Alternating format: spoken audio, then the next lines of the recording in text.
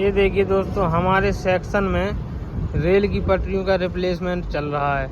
ये आपको दिख रहे होंगे, ये स्लीपर जो सीमेंट के बने होते हैं इनको स्लीपर कहा जाता है। ये नए स्लीपर लगाए गए हैं और अगल बगल जितनी भी रेलवे लाइन डली हुई हैं ये नई पटरियां हैं। ये नई पटरियां जो हैं इन पुरानी पटरियों के ऊपर रखी जाएंगी। पहले स्लीपर रिप्लेसमेंट हो गया, अब इसके बाद जो है धीरे धीरे जो ये चाबी होती हैं लॉक, इनको हटाकर और जो है इनको नई रेल को रखा जाएगा।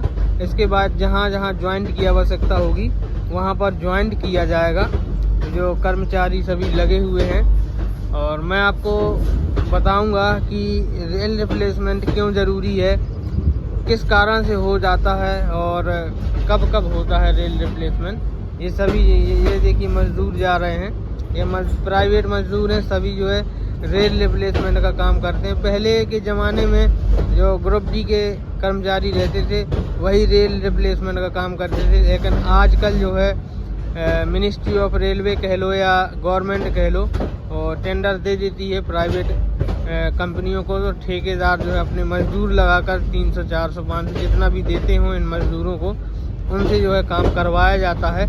और यहाँ पर देखिए अभी यहाँ स्लीपर नहीं बदले गए हैं, यहाँ पर सिर्फ गिट्टी हटाई गई है। इन स्लीपर के ऊपर जो गिट्टी डली रहती है वो गिट्टी हटा दी गई है। तो दोस्तों हमारी गाड़ी यहाँ पर खड़ी थी तो मैं सोचा आपको बता दूं कि रेल रिप्लेसमेंट क्यों करना ज़रूरी है। उसके कई कारण हैं। पहला कारण ये कि जब रेल ज़्यादा पुराना हो जाता है, इसका जीवन काल माना जाता है लगभग 10 से 15 साल के बीच में। तो जब रेल ट्रैक ज़्यादा पुराना हो जाता है तो उसको बदलना ज़रूरी है, क्योंकि अगर उसको बदलेंगे नहीं वो कमज़ोर हो रहा है। लगातार उसमें ताप दाब हर चीज़ का प्रेशर भी पड़ रहा है, हवा और गाड़ियां भी बराबर चल रही हैं, तो उसकी वजह से वो कमज़ोरी उसमें आ जाती है। और अगर रेल ट्रैक कमज़ोर हो गया और रेल फ्रैक्चर हो गया तो उसको दुर्घटना माना जाता है। इसलिए रेल दुर्घटना से बचने के लिए जो है रेल रिप्लेसमेंट अति आवश्यक है। दूसरा कारण ये है कि रेल का जो घिसाव है ना ऊपर से, वो लगभग ऐसा लिखा है कि 8 से 13 मिलीमीटर के आसपास अगर घिसाव हो गया है तो फिर उसको रेल रिप्लेसमेंट करना ज़रूरी है। तो इसलिए भी रेल रिप्लेसमेंट किया जाता है। इसका जो है निरीक्षण समय समय पर होता रहता है। जो पीवे वाले हैं यानी पाथवे के जो एसएससी वगैरह हैं वो लोग निरीक्षण करते हैं।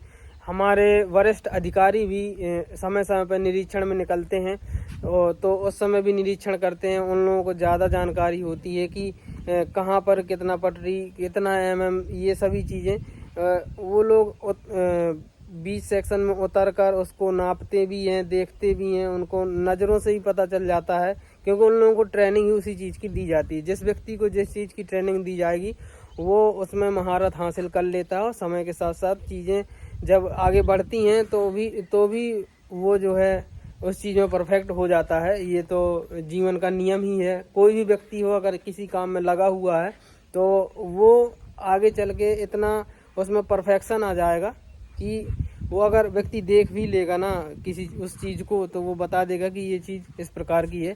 तो ये चीज़ें हैं, इसलिए रेल रिप्लेसमेंट करना ज़रूरी है। और समय समय पर ऐसा नहीं कि पूरी पटरी एक साथ बदल दी जाती है, खंड खंड करके उसको बदला जाता है, सेक्शन में बांट बांट कर।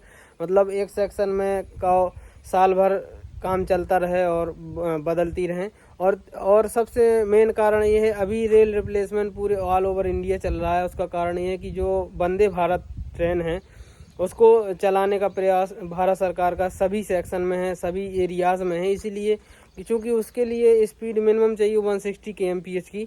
और अभी जो जितना भी रेल है अपने इंडियन रेलवे में लगभग 140 का तो मैक्सिमम जगह हो गया है। लेकिन कई ऐसे दूर दराज इलाके हैं, अभी जहाँ मैं चल रहा था यहाँ भी ये समझ लीजिए दूर दराज इलाका ही समझ सकते हैं आप। वैसे इतना दूर दराज है नहीं, लेकिन ये ऐसा सेक्शन है कि यहाँ ज़्यादा मेल एक्सप्रेस का प्रभाव है नहीं, मालगाड़ियों का ज़्यादा चलन है। यहाँ से कोयला भारत के सभी कोनों में जाता है। तो जितने भी पावर प्लांट वगैरह हैं लगभग उत्तर भारत के सभी पावर प्लांट में यहाँ से कोयला सप्लाई किया जाता है। दक्षिण भारत में भी कोयला सप्लाई किया जाता है, लेकिन यहाँ से कम ज़्यादा दक्षिण भारत में जैसे कर्नाटक वगैरह में कोयला निकलता है तो वहाँ दक्षिण भारत का सप्लाई होता है पूरा। और यहाँ ये छत्तीसगढ़ और मध्य प्रदेश का जितना एरिया है और झारखंड से भी कोयला निकलता है। धनबाद डिवीज़न कोयला के लिए जाना जाता है। वहाँ जो वो अपना काम चलाता है। उत्तर भारत और पूर्वोत्तर भारत तरफ गाड़ियाँ जाती हैं वहाँ से, और हमारे यहाँ से गाड़ियाँ जाती हैं। लगभग मैक्सिमम गाड़ियाँ नॉर्थ रीजन में जाती हैं। तो चूँकि यहाँ मालगाड़ियों का चलन ज़्यादा है, प्रकोप ज़्यादा है ये कह लीजिए, इसलिए जो है यहाँ पर ज़्यादा रेल रिप्लेसमेंट पे भी ध्यान नहीं दिया गया कि चलिए काम चल रहा है, मालगाड़ियों की स्पीड वैसे भी धीमी रहती है तो काम चल जाता है। और चूंकि जब वंदे भारत चलाना है हर सेक्शन में, तो वहाँ की स्पीड 160 kmph हर ट्रैक की होनी चाहिए।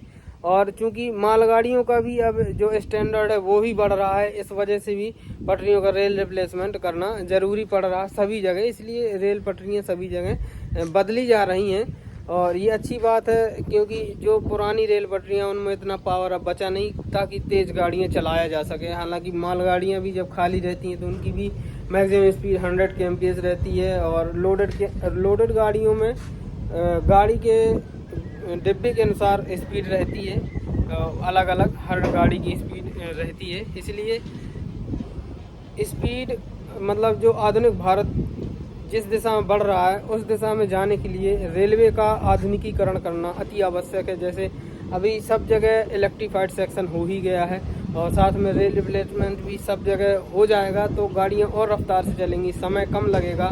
तो जो व्यापारी हैं उनको भी माल सप्लाई जल्दी होगा, और जो यात्री हैं वो भी कम समय में अपने घर तक पहुंचने में समर्थ हो जाएंगे।